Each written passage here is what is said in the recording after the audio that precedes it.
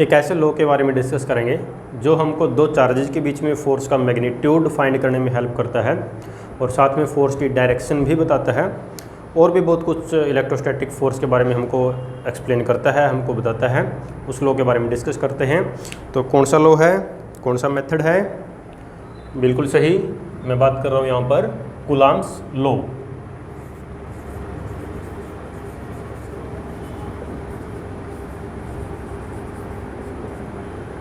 Coulomb's law के बारे में डिस्कस करते हैं। क्या होता है कूलॉम्स लॉ?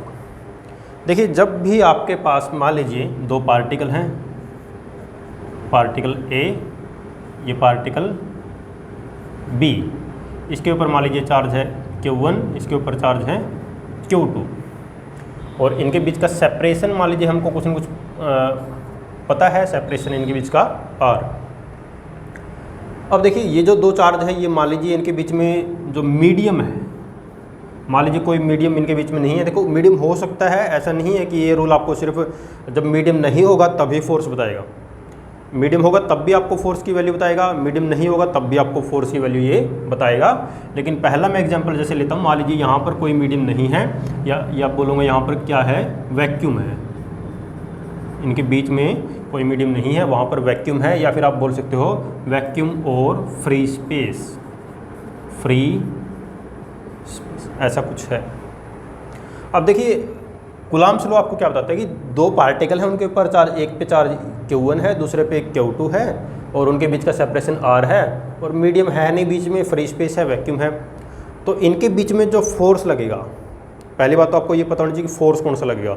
यहाँ पर ग्रेविटेशनल फोर्स की मैं बात नहीं कर रहा हूँ। देखो, वैसे तो पार्टिकल है, इनके मास है, इनका कुछ न कुछ, तो ग्रेविटेशनल फोर्स लगता है। बट यहाँ पर हम डिस्कस करें कौन से फोर्स के बारे में, इलेक्ट्रोस्टैटिक फोर्स, जिसको हम सिंपली इलेक्ट्रोस्टैटिक फोर्स बोल देते हैं या इलेक्ट्रिक फोर्स जो आप बोलो, तो उसकी मैं बात कर रहा हूँ। तो देखो, कूलॉम्स लॉ क्या कहता है कि जो इनके बीच में जो फोर्स होगा, इलेक्ट्रोस्टैटिक फोर्स होगा, या जिसको फिर कूलॉम्स के नेम से ही हम जानते हैं, जैसे कूलॉम फोर्स बोल देते हैं, कि कूलॉम फोर्स जो होगा वो डायरेक्टली प्रोपोर्शनल होता है इन जो चार्जेज हैं इनके प्रोडक्ट के, और इन्वर्सली प्रोपोर्शनल होता है इनके बीच का जो सेपरेशन है उसके स्क्वायर के। अब ये दो फैक्टर हमको मिल गए, इन दोनों फैक्टर को कंबाइन करेंगे तो हमारे पास फोर्स का कुछ इस तरह का रिलेशन हमको मिल रहा है, Q1 Q2 divided by R square. लेकिन यहाँ से हमको एग्जैक्ट वैल्यू नहीं मिल रही है फोर्स की। एग्जैक्ट वैल्यू कब मिलेगी? जब यहाँ पर इक्वेशन हमको मिलेगी, यानी कि यहाँ पर इक्वल का साइन आएगा। इक्वल का साइन कब आता है आपको पता है, यहाँ पर कोई ना कोई कॉन्स्टेंट से हमको क्या करना पड़ेगा, मल्टीप्लाई करना पड़ेगा। अब कॉन्स्टेंट ऐसा नहीं है कुछ भी उठा के यहाँ पर 2 4 6 रख देंगे, उसकी भी एक वैल्यू होती है, वो प्रॉपरली उसको सेलेक्ट किया जाता है एम्पिरिकल रिलेशन से या जैसे भी। F इज इक्वल टू, यहाँ पर मैं लिखूँगा small k, Q1 Q2 divided by R square. तो ये आ गया आपके पास एग्जैक्ट वैल्यू फोर्स की। आप ऐसे फाइंड कर सकते हैं, दो चार्जेज के बीच में जो फोर्स होगा उसको आप ऐसे फाइंड कर। अब देखिए, यहाँ पर हमने जब लिखा है फोर्स की वैल्यू, तो यहाँ पर आपको पता होना चाहिए F stands for force between two charges. अब ये चीज़ यहाँ पर मैंने नहीं बताई है, नई है आपके लिए। तो ये क्या होता है, इसको बोलते हैं electrostatic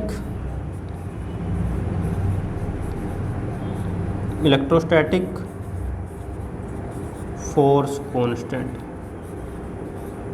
okay, electrostatic force constant, या सिंपली इसको फोर्स कांस्टेंट भी बोल देते हैं। इलेक्ट्रोस्टैटिक वर्ड कभी कभी हम इसलिए लगा देते हैं क्योंकि देखो, फोर्स कांस्टेंट आप स्प्रिंग में भी पढ़ते हो, वहाँ पर भी फोर्स कांस्टेंट आता है, लेकिन उसकी वैल्यू वहाँ पर अलग होती है। तो यहाँ पर इसकी वैल्यू अलग है, इसलिए यहाँ पर एक वर्ड मैंने लगा दिया, इलेक्ट्रोस्टैटिक फोर्स कांस्टेंट। अब देखिए, इलेक्ट्रोस्टैटिक फोर्स कांस्टेंट जो है, यहाँ पर लिख रहा हूँ इसको मैं स्मॉल k से जो इसको लिखते हैं, इसको कैसे रिप्रेजेंट करते हैं, ये होता है 1/4 पाई। अब जैसा कि हमको पता मीडियम नहीं है, वैक्यूम है, तो यहाँ पर मैं वैक्यूम की इलेक्ट्रिकल परमिटिविटी यूज़ करूँगा, डेट इज एप्सिलॉन नॉट। क्या बोलेंगे इसको, ये जो है इसको कैसे पढ़ना है,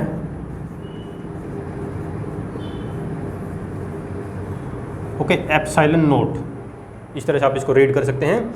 और ये है, ठीक है, साइंटिफिकली फिजिक्स में हम इसको क्या बोलते हैं, किस चीज़ को रिप्रेजेंट करती है, ये electrical permittivity. Electrical permittivity of free space और you can say vacuum. Okay, vacuum अगर होगा तो उसकी इलेक्ट्रिकल परमिटिविटी एप्सिलॉन नॉट से लिखते हैं, और अगर कोई मीडियम होगा तो उसकी मीडियम की परमिटिविटी को हम अलग तरीके से रिप्रेजेंट करेंगे, वो मैं तुमको आगे अभी बताऊंगा। इसमें इसकी वैल्यू आप नोट कर सकते हैं, वैल्यू कितनी होती है 9 × 10⁻⁹ और यूनिट आप फॉर्मूला देख के बता सकते हैं मेरे को। यहाँ से यूनिट बताइए, देखो न्यूटन, इधर जाएगा मीटर स्क्वेयर, चार्जेस डिवाइड में आएंगे पर कूलम स्क्वेयर, ये इसकी ऐसा यूनिट हो गई है यहाँ पे। तो ये हो गया यहाँ पर इलेक्ट्रोस्टैटिक फोर्स कांस्टेंट के बारे में हमने यहाँ पर ये डिस्कस कर लिया है। ये हो गया आपका फोर्स, जो कूलम ने हमको जो मेथड दिया है, जो फॉर्मूला दिया है। आगे देखो इसमें हम डिस्कस क्या करेंगे, जैसे आपको पता है कि फोर्स कैसी क्वांटिटी है, वेक्टर क्वांटिटी होती है। अब जो वेक्टर क्वांटिटी है तो उसको वेक्टर में लिखना चाहिए। हम मैग्नीट्यूड क्यों लिख रहे हैं यहाँ पर इसका, तो इसको आगे हम इसको वेक्टर फॉर्म में ही पढ़ेंगे। Coulomb's law in vector form आपका एक टॉपिक आता है, वो भी हम डिस्कस करेंगे। But before going to that topic हमने क्या करना है कि यहाँ पर देखो, हम एक आपको ये और बता देता हूँ कि अगर मीडियम कोई दूसरा होगा तो आपने क्या करना है। देखिए, अगर इफ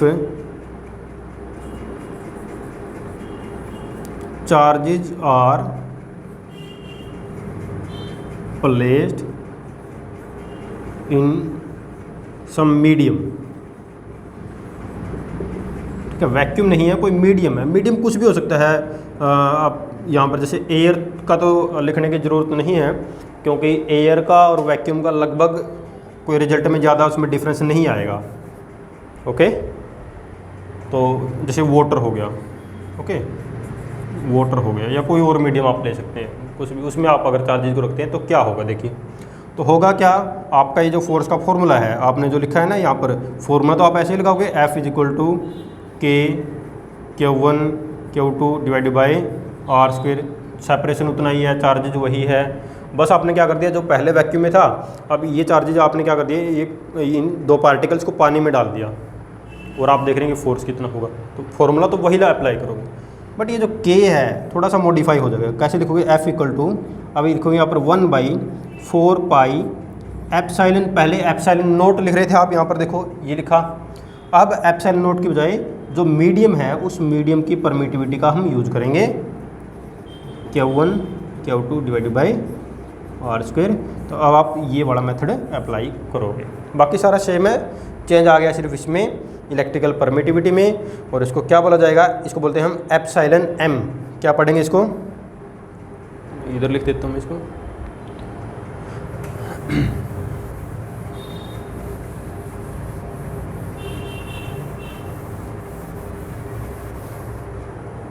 तो देखिए इसको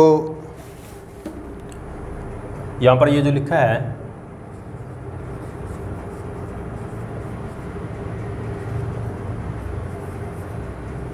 एप्सिलॉन m, ऐसे आपने इसको रीड करना है।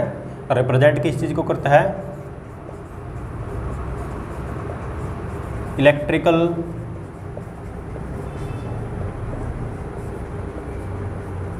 Permittivity of medium. ओके, और मीडियम क्या है, मान लीजिए यहाँ पर आपने वाटर लिया तो इलेक्ट्रिकल परमिटिविटी वाटर, आपने ऐसे इसको लिखना है। तो ये आपका फॉर्मूला हो गया। अगर चार्जेज वाटर के अंदर रखें, कोई दूसरे मीडियम में है, तो आप इस तरह से फोर्स को जो है फाइंड कर सकते हैं। अच्छा देखो, यहाँ पर एक इंपॉर्टेंट चीज़ आपको ये बतानी है कि जैसे कई बार क्या होता है, मीडियम की परमिटिविटी हमको नहीं पता होती, या कई बार क्वेश्चन में क्या होता है कि हमको डायलेक्ट्रिक कांस्टेंट दिया होता है मीडियम का, और डायरेक्टली मीडियम की परमिटिविटी नहीं दी होती, तब आप क्या करोगे, कई तरह के न्यूमेरिकल्स आते हैं इस तरह से, तो उनमें आपने क्या करना वो देखिए आप। तो एक तो आपने याद रखना है, इलेक्ट्रिकल परमिटिविटी जो है किसी मीडियम की, उसको हम ऐसे लिख सकते हैं, एप्सिलॉन नॉट एप्सिलॉन r। अब यहाँ पर ये क्या चीज़ है, इसको बोलते हैं रिलेटिव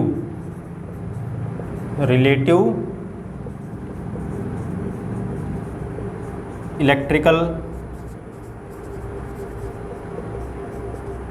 परमिटिविटी। क्या बोलते हैं, रिलेटिव मतलब कि दो मीडियम के साथ हम रिलेशन देख रहे हैं, रेशो ले रहे हैं, उसको हम रिलेटिव बोले, रिलेटिव इलेक्ट्रिकल परमिटिविटी। तो ये जो रिलेशन है ये काफ़ी इंपॉर्टेंट है, इसको आपने याद रखना है। तो यहाँ से देखो एप्सिलॉन r क्या आएगा, मीडियम की परमिटिविटी डिवाइडेड बाय वैक्यूम की परमिटिविटी। तो ये जो रेशो आती है इसी को हम क्या बोलते हैं, रिलेटिव बोलते हैं। क्या बोलेंगे इसको, रिलेटिव। किसी भी मीडियम की परमिटिविटी आप देख रहे हैं विद रिस्पेक्ट टू वैक्यूम आप देख रहे हैं, उसको हम बोलेंगे वहाँ पर रिलेटिव इलेक्ट्रिकल परमिटिविटी। और ये जो रिलेटिव इलेक्ट्रिकल परमिटिविटी है इसी को हम बोल देते हैं simply dielectric constant of that medium. Okay, ये जो आपने देखो रिलेटिव इलेक्ट्रिकल परमिटिविटी मैंने यहाँ पर लिखी है, इसी को हम बोल देते हैं simply K, and K stands for dielectric constant of medium. बहुत सारे न्यूमेरिकल्स आपको ऐसे मिलेंगे जिनमें डाइलेक्ट्रिक कांस्टेंट दिया होगा, तो आपने कंफ्यूज बिल्कुल नहीं होना, आपने रिलेशन याद रखनी है। ये वाली रिलेशन आप अच्छे से याद रखोगे। K किसके बराबर है, रिलेटिव इलेक्ट्रिकल परमिटिविटी के बराबर epsilon m divided by epsilon naught. एक रिलेशन और इसमें आप बनती है जैसे लाइट डाइलेक्ट्रिक कांस्टेंट में, वो भी आप याद रखेंगे। जैसे एक तो मैंने बना दी ये epsilon m divided by epsilon naught, एक बनती है f naught by F m। अब आप सोच रहे हो सर ये f naught by F m कहाँ से आ गया। f नॉट क्या है, f नॉट है चार्जेज के बीच में फोर्स जब वो वैक्यूम में रखे हैं। एफ m क्या है, चार्जेज के बीच में फोर्स जब वो मीडियम में रखे हैं। आप सिंपली इस मेथड से ये फॉर्मूला यहाँ पर पुट करके आप देखोगे तो आपको पता लग जाएगा कि मैंने ये क्यों लिखा है, क्योंकि इसको आप जब सोल्व करोगे तो यही वैल्यू आएगी। आप देख सकते हैं, देखिए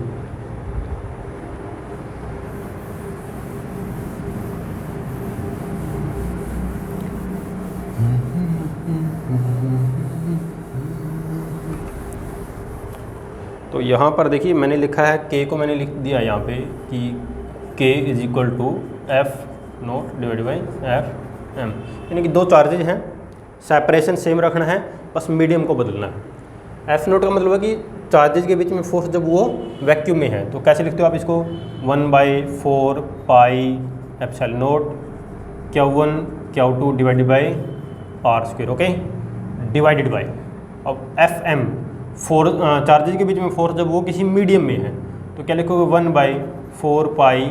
अब मीडियम की परमिटिविटी आपने यूज करनी है, चार्जेज तो वही Q1 Q2 divide by separation भी सेम है, तो देखो ये तो पूरा कैंसिल हो रहा है इससे। ओके, और इससे जो है ये भी पूरा 1/4 पाई कैंसिल हो रहा है। लेकिन ये देखो तो ये अल्टीमेटली क्या वैल्यू आ रही है, देखो ये 1 इधर आएगा और ये ऊपर चला जाएगा, तो ये बनेगा epsilon m divide by epsilon not. तो K की वैल्यू आ गई। तो वही मैंने तुमको बताया था कि K जो है epsilon m by epsilon not होता है, तो वही वैल्यू आ गई। तो यानी कि K को हम ये भी लिख सकते हैं। ओके, ये यहाँ से प्रूव हो रहा है। तो इसका आप ध्यान रखेंगे, ये इलेक्ट्रिकल परमिटिविटी डाइलेक्ट्रिक कांस्टेंट काफ़ी इंपॉर्टेंट है इलेक्ट्रोस्टैटिक्स में न्यूमेरिकल्स को सोल्व करने के लिए। उसके बाद इसमें जो हमने डिस्कस करना है, कुछ क्वेश्चन भी आप डिस्कस कर सकते हैं। जैसे मान लीजिए फोर्स है दो चार्जेज के बीच में, जब वो वैक्यूम में रखे हैं उसकी फोर्स की आपको कुछ ना कुछ वैल्यू बताएगा, और पूछ लेगा कि अगर इन्हीं चार्जेज को हम वाटर में अगर ये रखे हों तो फोर्स कितना हो जाएगा, तो उस पर क्या इफेक्ट पड़ेगा। तो आप सिंपली देखो एक याद रखोगे, जैसे मान लीजिए वाटर का डाइलेक्ट्रिक कांस्टेंट लगभग मेरे ख्याल में जो है 81 होता है। अलग अलग मीडियम का अलग अलग होगा, वाटर का माइका का अलग अलग मीडियम का डाइलेक्ट्रिक कांस्टेंट आपको अलग अलग मिलेगा।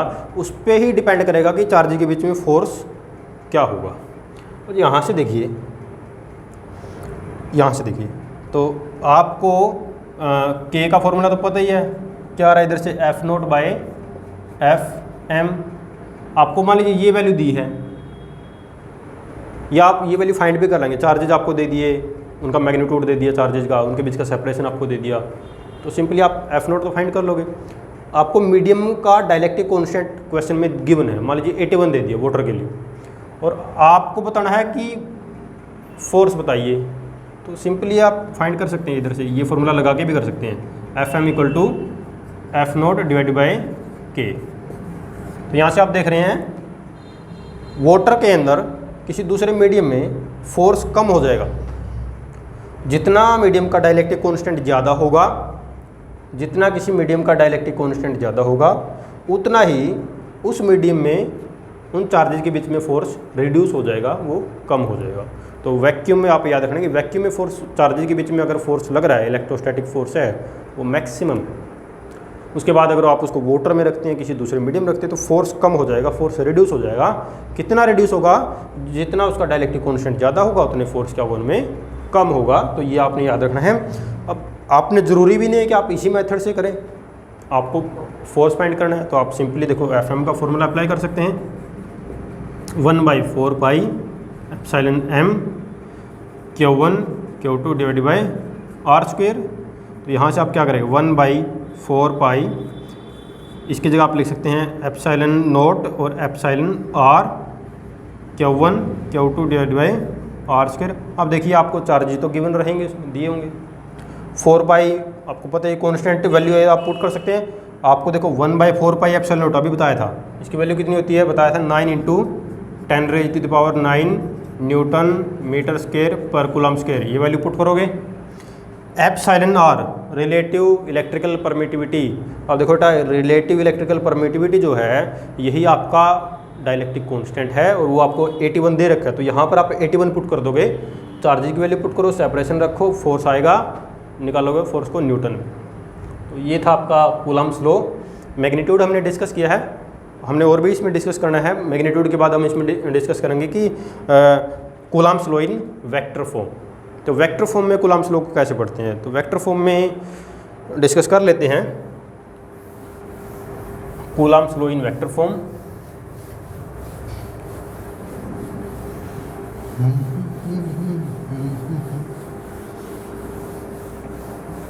बोर्ड का इस एरिया का यूज़ नहीं कर रही हैं,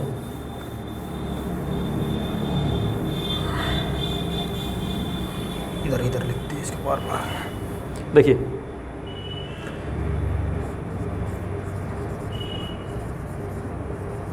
कूलम्स लॉ इन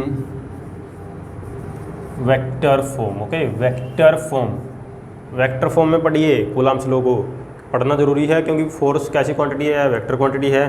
तो सिंपल मैग्नीट्यूड में तो नहीं लिख सकते, डायरेक्शन वगैरह बतानी पड़ेगी ना कुछ, तो कैसे बताएंगे। देखिए Coulomb's law in vector form, इसके लिए हम क्या करते हैं, सिंपली जैसे मान लीजिए ये एक्स एक्सिस है और ये वाई एक्सिस है, कोऑर्डिनेट सिस्टम जैसे आप पढ़ते हैं। और यहाँ पर हम क्या करते हैं, एक पार्टिकल मैंने यहाँ पर लिया, ओके, जिसके ऊपर चार्ज है Q1, दूसरा पार्टिकल मैंने यहाँ पर लिया जिसके ऊपर चार्ज है Q। ठीक, अभी जो पार्टिकल मैंने यहाँ पर लिया है, ओरिजिन से एक लाइन अगर खींचता हूँ ऐसे, लाइन स्ट्रेट, कैसे स्ट्रेट लाइन खींचना है बहुत बड़ा काम है। ये देखिए स्ट्रेट लाइन ओरिजिन से पार्टिकल की पोजीशन तक एक लाइन खींचते हैं, ओके, ये जो है इसको हम बोलते हैं पोजीशन वेक्टर। तो ये हो गया पहले पार्टिकल का पोजीशन वेक्टर जिसको मैं r1 बोलूँगा, दूसरे पार्टिकल का पोजीशन वेक्टर ये हो गया जिसको मैं r2 बोलूँगा, और ये है इनका कहीं ना कहीं जो है डिस्प्लेसमेंट वेक्टर। और अगर ये डायरेक्शन बोलूँ तो इसको मैं बोलूँगा r1 2 like this, okay, r1। अब देखिए हमने क्या करना है, इसमें हमने फोर्स फाइंड करना दो पार्टिकल के बीच में जिनके ऊपर चार्ज है कुछ, और साथ में उसकी डायरेक्शन भी बतानी है। तो सबसे पहले मान लीजिए हम फाइंड कर लेते हैं Q1 के ऊपर, तो उसको मैं इस तरह से लिखूँगा, देखो force on charge 1 due to 2। तो वेक्टर की बात करें तो एरो भी लगाओगे साथ में। नेमिंग करना चाहो आप कर सकते हैं, जैसे O हो गया, और इसको ये पार्टिकल जहाँ पर है इस पोजीशन में मैं बोलूँ तो A, और इसको मैं बोलूँगा इधर B। आप नेमिंग भी कर सकते हैं, थोड़ा हेल्प मिलेगी इससे। Force on particle 1 due to 2 कैसे फाइंड करोगे।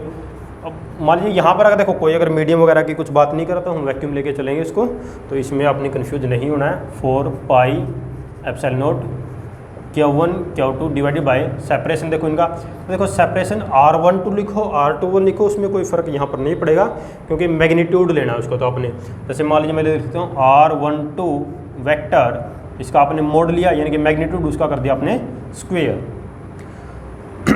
देखिए ध्यान से समझना, इसमें काफ़ी बच्चों को प्रॉब्लम होती है कि डायरेक्शन ऐसे कैसे आ गई, ये कैसे आ गया। अब देखिए फोर्स ऑन 1, दोनों लाइक चार्ज हैं, 1 के ऊपर 2 की वजह से जो फोर्स लगेगा तो रिपल्सिव फोर्स होगा कुछ इधर जाएगा, यानी कि B से A की तरफ, और B से A की तरफ अगर फोर्स जा रहा है तो इस डायरेक्शन को लिखने के लिए मैं एक यूनिट वेक्टर का यूज करूँगा और उस यूनिट वेक्टर को मैं क्या लिखूँगा, देखिए इधर से इधर या आपने एक फोर्स किधर लग रहा है, इस पार्टिकल के ऊपर अवे लग रहा है, उधर जा रहा है, तो इस डायरेक्शन को मैं बी से ए की तरफ जा रहा हूँ, इसको मैं लिखूँगा डायरेक्शन, ध्यान से लिखना R21 कैप। ओके, डायरेक्शन में लिख दी R21 कैप। ठीक है भाई, ये हो गया आपका, इसको लिख लो इक्वेशन नंबर 1।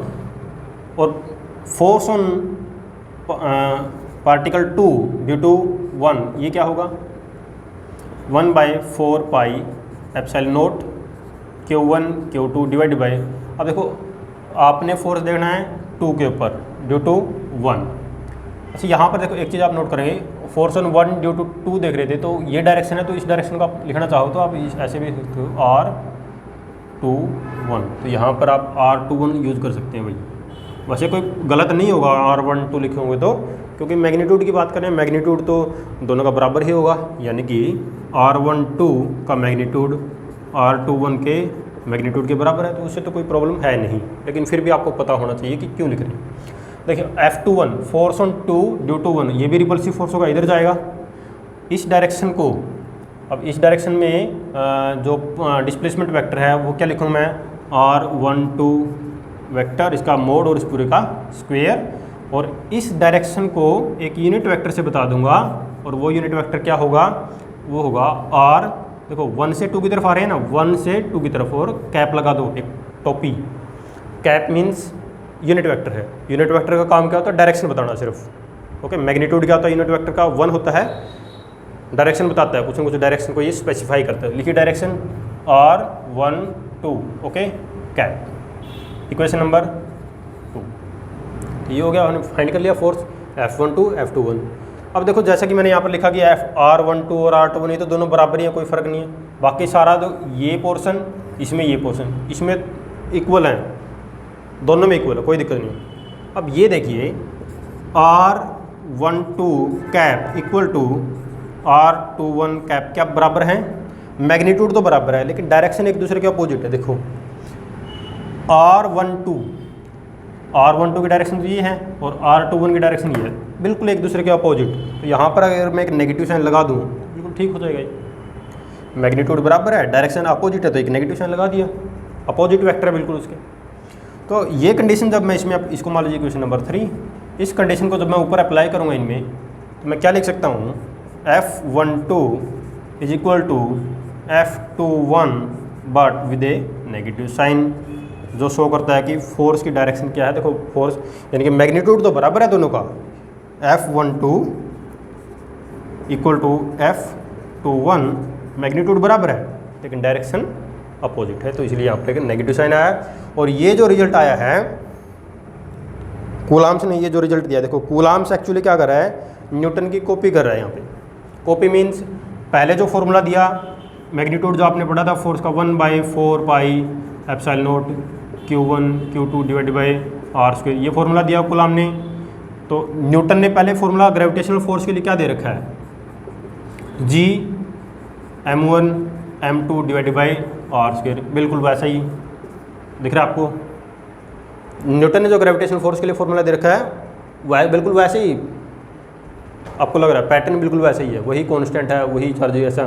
ठीक है, मैं ये नहीं बोला कि बिल्कुल उसने कॉपी करके उठाया वहाँ से, बहुत बड़े साइंटिस्ट हैं, मैं इसमें नहीं बोल सकता कि उसने कॉपी किया है, कुछ किया है, बट थोड़ा एज ए फन या बच्चे मजाक में ऐसे बोल देते हैं कि कॉपी की।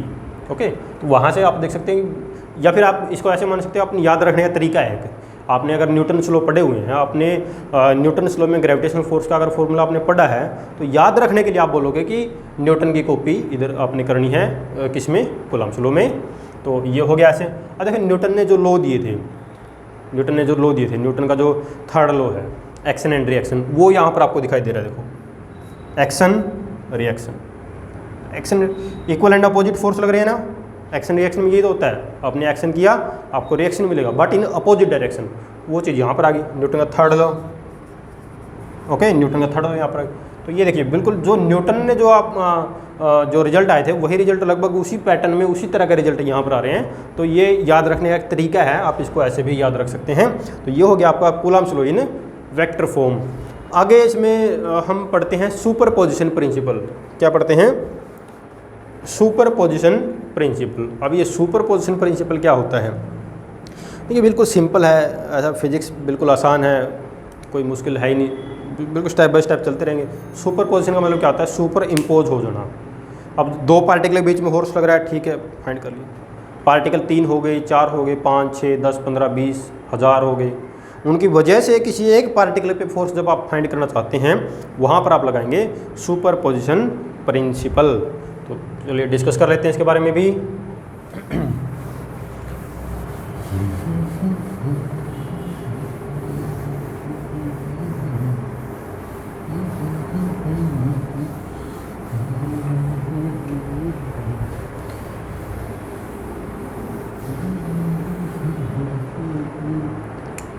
नेक्स्ट इज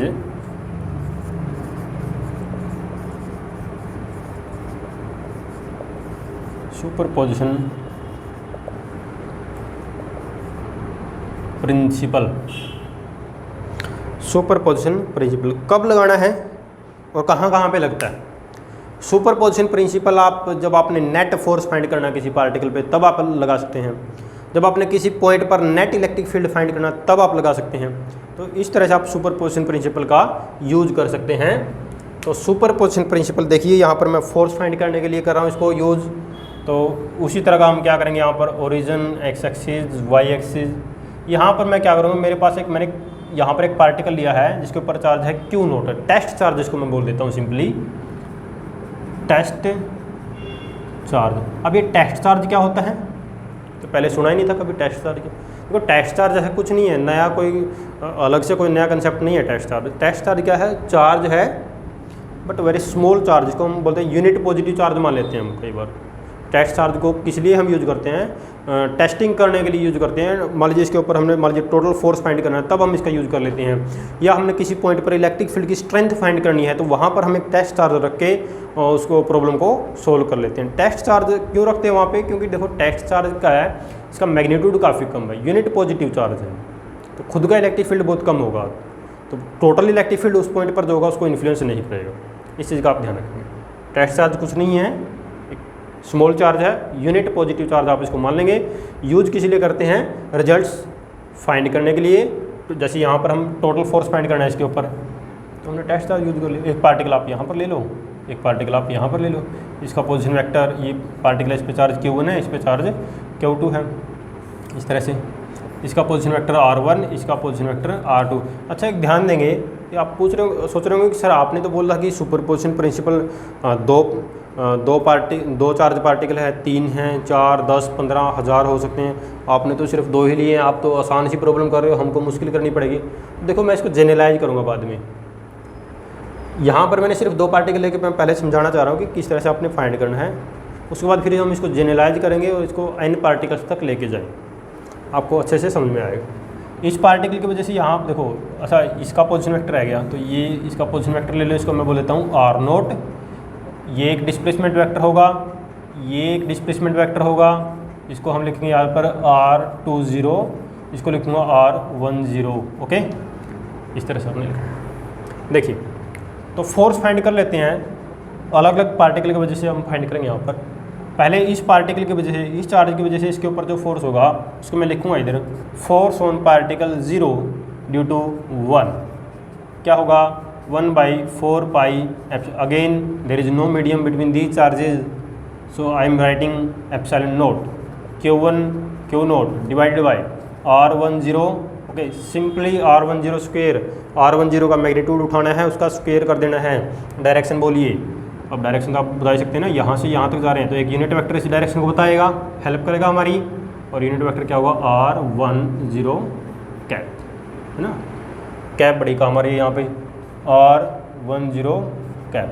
ओके, तो ठीक है, ये हो गया क्या? F force on particle 0 due to 1। Okay, तो इसको आप लिख सकते हैं क्वेश्चन नंबर 1। इसी तरह से फोर्स ऑन पार्टिकल 0, इसी पार्टिकल पे दूसरे चार्ज पार्टिकल की वजह से फोर्स क्या होगा? 1/4 pi epsilon note Q2 Q0 R20 square. Direction बोलिए एक यूनिट वेक्टर हेल्प करेगा, क्या होगा R20 कैप, देखिए R20 cap equation number. Okay, अब देखो ये तो दो पार्टिकल के लिए है, पहले इसको सम कर लेते हैं, जोड़ लेते हैं। तो नेट फोर्स अगर कोई पूछे, net force on test charge के ऊपर नेट फोर्स कितना होगा भाई, F से मैं इसको लिखूँगा, ये होगा F01 force on particle, okay, force on 0 due to 1 plus F02, दो ही पार्टिकल दो, सिंपली आप इसको क्या करो, जोड़ के लिख दो। बट अब वही बात आ गई, सुपरपोजिशन है तो पार्टिकल 1000 भी हो सकते हैं, पार्टिकल 2000 भी हो सकते हैं। n मान लेता हूँ, n कुछ भी आप पुट करोगे बाद में। मान लीजिए बहुत सारे पार्टिकल, एक पार्टिकल यहाँ पर है, एक यहाँ पर है और एक यहाँ पर nth है, जिस पे चार्ज Qn1 है, जिसका पोजीशन वेक्टर क्या होगा, Rn होगा। इसकी वजह से आप फाइंड करोगे तो उसको क्या लिखोगे, तो यहाँ पर देखो मोर जनरल केस, क्या लिखूँ मैं इधर, more general case. Okay, more general case लिखिए, मोर जनरल केस क्या होगा, टोटल फोर्स अगर फाइंड करना है इसके ऊपर क्या लिखोगे, F01 प्लस F02, अगर तीसरा पार्टिकल होगा तो और चौथा पार्टिकल होगा तो इस तरह से करते करते nth पार्टिकल की वजह से क्या लिख दोगे, ये जनरल फॉर्म हो गया, ऐसे आप फाइंड कर सकते हैं। अब बोलोगे सर आपने तो बस इसको ऐसे लेके छोड़ दिया, मैथमेटिकल आगे कुछ किया नहीं, हम कैसे करेंगे इसको आगे, क्योंकि न्यूमेरिकल्स के अंदर तो हम डायरेक्ट रिजल्ट लगाते हैं कई बार। तो क्या करना है, देखो आगे देख लेते हैं इसको, इसकी वैल्यू पुट कर लो ऊपर से, 1/4 pi epsilon naught Q0 divided by R10 square R10 cap plus 1/4 pi epsilon naught Q0 R20 square R20 cap plus up to so on, ऐसे चलता रहेगा। nth के लिए क्या लिखूँगा, 1/4 pi epsilon naught Q0 Rn0, okay, Rn0 square और N0 cap, इस तरह से लिखेंगे। अब इनमें जो कॉमन क्वांटिटी आपको नज़र आ रही है उसको आप बाहर लिखें, तो मैं लिख रहा हूँ यहाँ पर क्या आएगा Q0 divided by 4 pi epsilon not, ये तो कॉमन आ रहा है ना, इसको बाहर लिखें। तो यहाँ पर क्या बचेगा, Q1 divided by R10 square R10 cap plus यहाँ पर आएगा Q2 divided by R20 square R20 cap plus up to so on, and यहाँ पर आएगा Qn divided by Rn0 square Rn0 cap. Okay, is it clear, यहाँ तक लिख लिया। अब यहाँ पर देखिए हम हेल्प लेंगे मैथमेटिक्स की, क्योंकि आपको पता है कि फ़िज़िक्स के अंदर मैथमेटिक्स कितना इम्पोर्टेंट है। अब यहाँ पर एक बहुत बड़ी एक सीरीज़ बन गई है, एक एक्सपेंशन की फॉर्म में हमको रिजल्ट मिल रहा है। इसको अगर कंप्रेस करके लिखना है, छोटा सा रिजल्ट बनाना है, तो यहाँ पर मैथमेटिक्स का यूज़ करोगे। मैथमेटिक्स में आपने समेशन के बारे में कुछ पढ़ा होगा, देखा होगा, समेशन का एक साइन होता है, इस तरह का साइन, ऐसा कुछ साइन देखा है मैथमेटिक्स में, समेशन।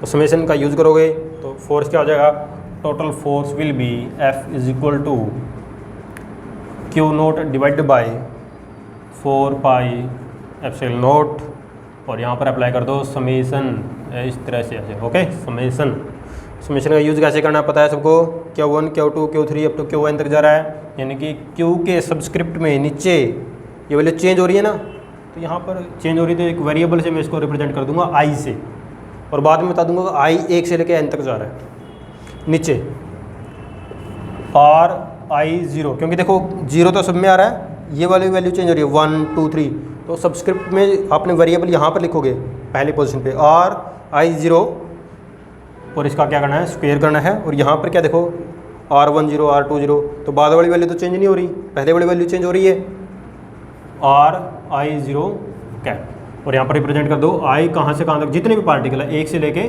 N तक है, तो आप इसको ऐसे लिख देंगे।